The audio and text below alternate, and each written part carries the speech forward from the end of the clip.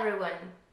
In today's video we're going to talk about legato, and we will give you a few tips, very easy tips that you can apply while approaching legato playing on the guitar for the first time.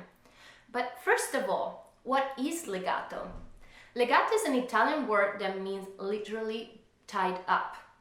And you can see from its meaning that it contains the concept of connection and bond. And its musical opposite is staccato, which means detached. So if we are playing a very simple melody, let's start to hear the difference between legato and staccato. The first time I'm going to play A, B, C, D, and then coming back, I'm going to play legato.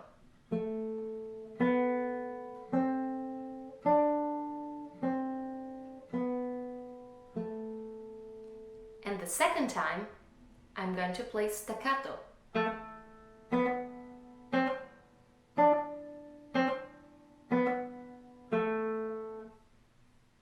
Did you hear the differences? The second time I played, where I tried to play staccato, there was a clear gap in between the notes. And instead, for a nice legato, we don't want to hear any gap in between notes. We want the notes to be very connected one to another. One analogy that I like to think about is the relay races, where the athletes need to pass the baton to another person. And I try to think about each athlete like a note. So the first note cannot leave the place until the baton is passed to the next one. So that's how I like to think about legato. And my first tip today is the fundamental way to build a nice legato on the guitar is start to listen. It's very hard to listen to what we're doing and understanding what we're doing, so it's very important to pay close attention to what we're playing.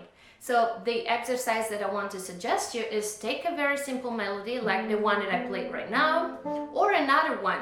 You can make up your own melody and try to play it in different way. Try to play legato, try to play staccato, and just pay close attention to what's happening in your playing. The first way to build a nice legato is learn how to listen.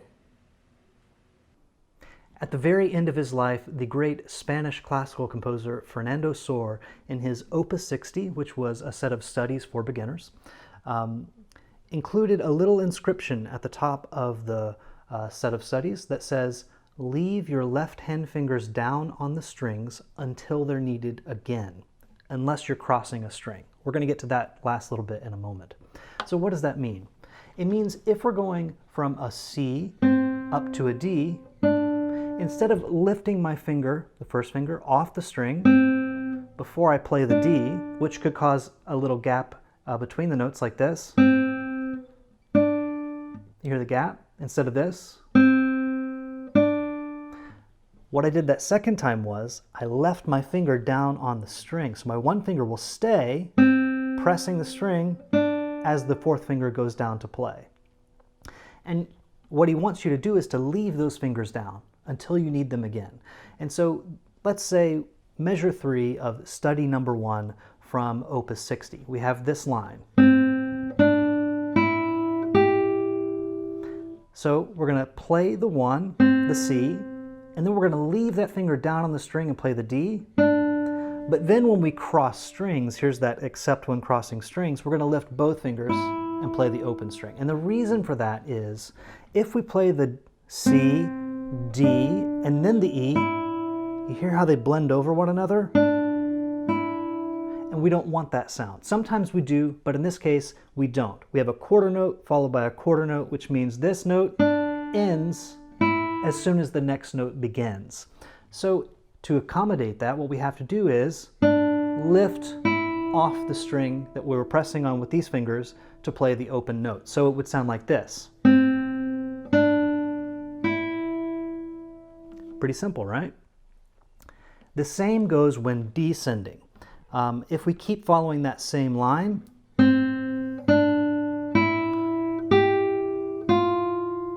so here we can put fingers down early. Instead of playing 4 and then lifting and pressing the 1, we can put the 4 and 1 down together.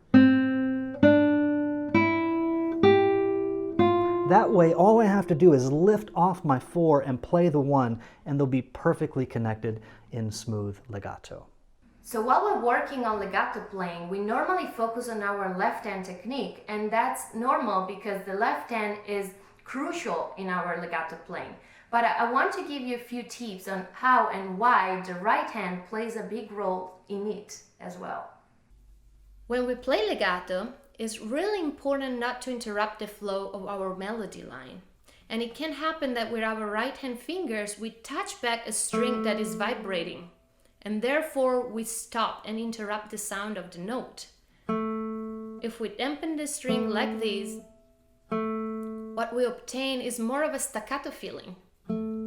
Instead, if we want a nice legato, we need to let go and let the string resonate and sound until the next note is needed. And I invite you to try the different approaches, dampening the strings, more of a staccato feeling, and then let it go and let it resonate nicely in a legato feeling.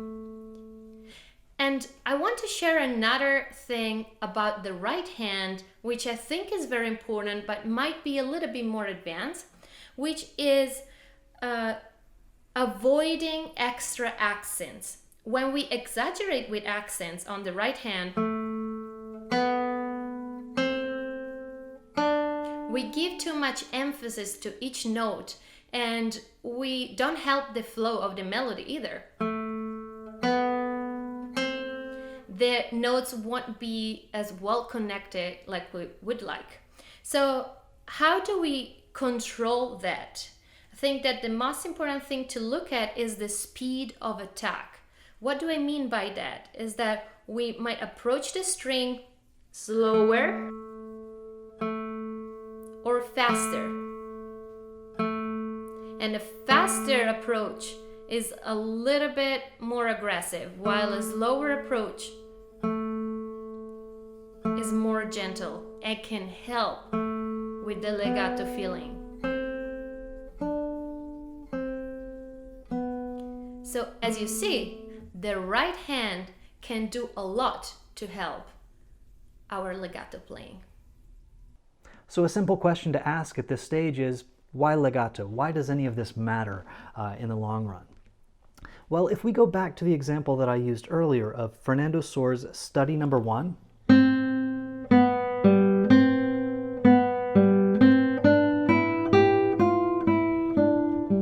that's just the first phrase of study number 1 from Opus 60 by Fernando Sor. And that same line that we looked at earlier, if we play that detached, that is staccato, it sounds like this. It sounds almost like every note has its own existence. They're disconnected entities that are not related to one another at all. But if we connect them using legato, some of the techniques that we've talked about in this video, then they connect together to form a musical line. They form part of a musical phrase, which is just a complete idea. And so it makes a lot more sense musically if the notes connect together to form a chain, a line that's smooth and legato. So I hope these tips have been helpful for you. At Classical Guitar Corner Academy, we have an entire curriculum that starts out from the basics, from the foundations. Our fundamentals course covers a lot of the same kinds of things that we talked about here today. And if you'd like to learn more, please have a look at the link in the description to go to Classical Guitar Corner Academy and learn more. You can also email me at support@classicalguitarcorner.com if you have questions or concerns that I can help with. See you next time.